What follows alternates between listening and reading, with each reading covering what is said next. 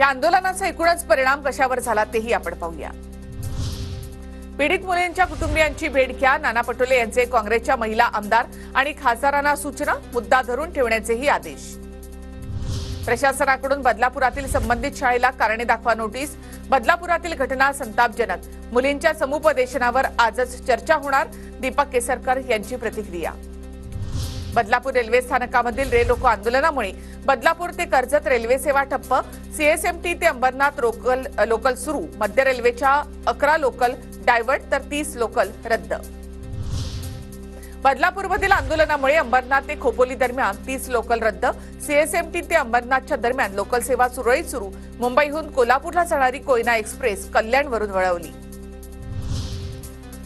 CSMT स्थानकापर्यंत आतापर्यंत 10 mail express गाड्या या कर्जत पनवेल ठाणे स्थानकावरून वळवल्या, बदलापूर ते कर्जत लोकल रद्द।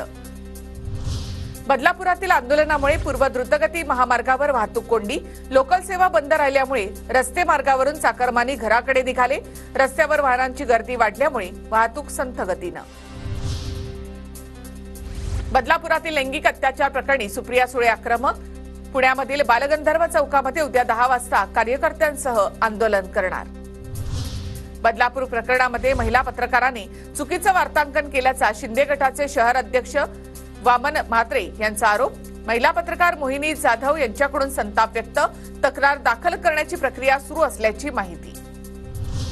बदलापूर अत्याचार प्रकरणी विशेष अधिवेशन बोलवा, अधिवेशन बोलावून कडक कायदा निर्माण करा, नाहीतर लोक तुम्हाला कसे चिरडतात ते पहा, माजी खासदार इम्तियाज जलील यांची मागणी।